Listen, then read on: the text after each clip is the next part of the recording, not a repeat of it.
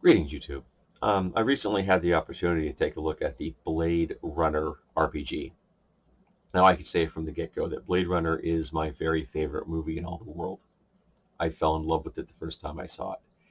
Even though, seen through the eyes that I am currently viewing the world through, I've come to understand how deeply problematic that film is. There are parts of it that are transgressive in some very problematic ways. And I am honestly not sure if I could view it again. But I do remember the nostalgia of the memory. My memory of the film is still intact. And the setting that that world created, that film presented to me, was beautiful and terrifying and deep. One of the great examples that I could give is Fifth Element. Not sometimes a film that well loved by a lot of folks. I love that film, but it has one of the deepest immersive universes that I've ever seen. There's so much going on, and they don't necessarily explain a lot of it because you don't need to. In the world, you don't walk around the street, point at an object, and just start describing what that thing is. No, that object just exists in your world.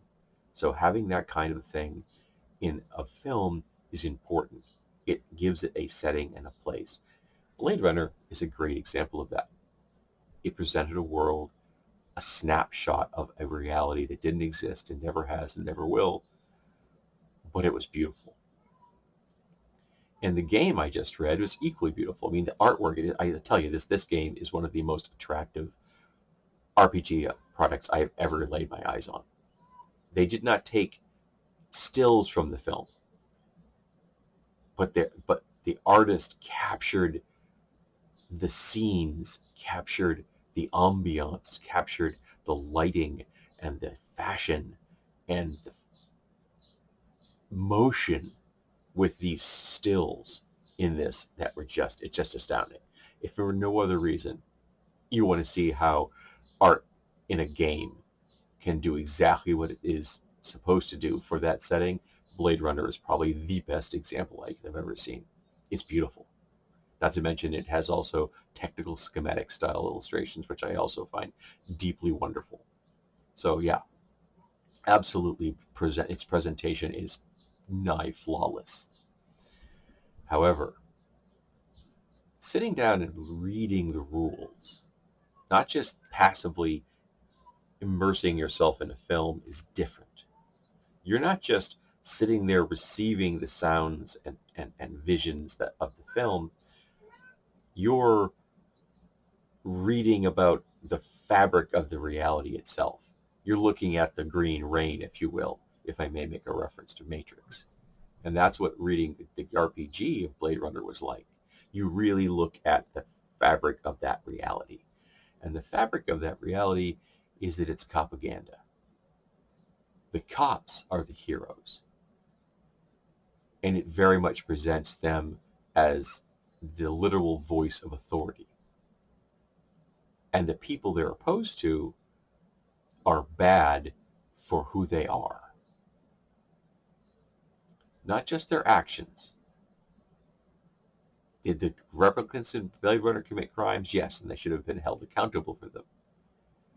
But the game takes it a step forward because it incorporates not only Blade Runner the original, but Blade Runner 2049, where it's gotten to the point where replicants are considered bad just for being a replicant. Your actions do not matter.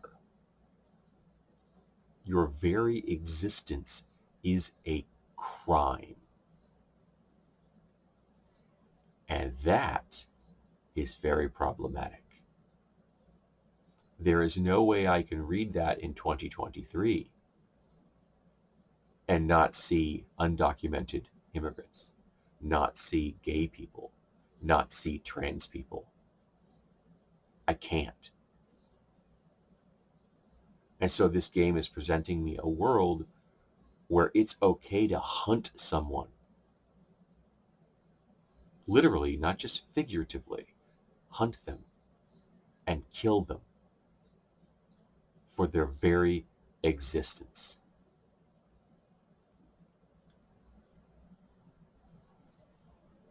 And I don't know if I can describe how negatively that impacts me now. I may still be in love with the memory of Blade Runner. I may still be in love with the fact that Rutger Hauer himself once did a video reply to me for my review of the film. And to look at my camera and see a man speak not just on a topic that I love, the film Blade Runner, but speak to me on the topic of Blade Runner was my probably greatest geek moment I've ever had. He was a genius actor. He helped make that film a great thing. I don't think anyone else could have pulled it off the way he did. But the setting is problematic. And looking at the game, there is no way for me to just hand wave it away.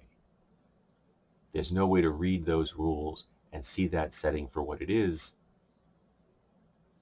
other than just structuralized discrimination and oppression. It is a game based on hunting people for who they are. They're among us. How many times has that been an excuse for hunting people in our world? Whether they were immigrants, or they were gay, or they were trans, or they weren't the right political party, or the right religion. They're secretly a Jewish person. They're globalists. And if you look up that word, that's a red flag right there. That's a dog whistle. But that's what this game is presenting to us. It is presenting us a world of structuralized racism and oppression. It's also very depressing. I never really thought about how bad off the Blade Runner universe was until I read this game, because they had to explain it all to create a viable background for a GM to set adventures in. And if the world is actually as in bad shape as it is described in the game, life wouldn't exist here. That essentially it talks about the fact that we have broken the entire biological web of life on Earth. The oceans are dead. If the oceans are dead, there's no goddamn oxygen. Life would cease. The life that the benthic vents would keep going, and maybe they would eventually help recolonize the lands after the world healed. But if we have broken the very environment itself, what's the point of having an adventure? That's you're just deciding to play in a graveyard before somebody shovels in that last scoop of earth on top of you.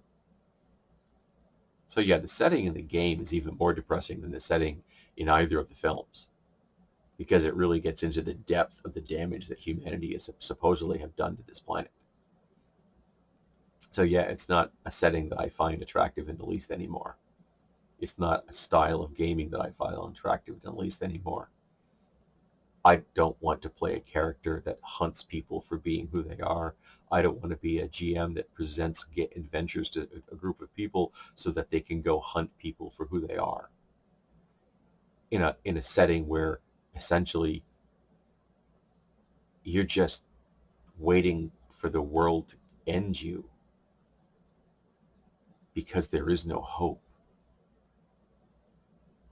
Now, if someone were going to say, if you could play in a cyberpunk style setting right now, which would you pick? My first response would be Gene Funk.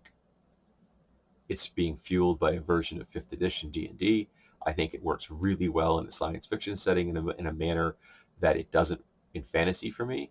They've tweaked the rules just enough. They've solved some of they've filed off some of the bumps I didn't like with 5th edition, and it presents a world of harsh cyberpunk style realities, but it's not hopeless. And it's rife with biotechnology, which is something I really enjoy, whereas Blade Runner is presented the very essence of cyberpunk has biotechs built into it, and yet it's depressing, and it's about racism and discrimination and hatred, and Gene Funk isn't. So I'd take Gene Funk in a heartbeat. I would want to play the heck out of that thing, and I'm never going to want to play Blade Runner at all. At all. And I'm not even sure if I could watch the movie anymore. Particularly the whole rape angle that goes on in the film, which is deeply uncomfortable. So Blade Runner, the role-playing game, is the most beautiful physical object I've ever seen as far as a game is concerned.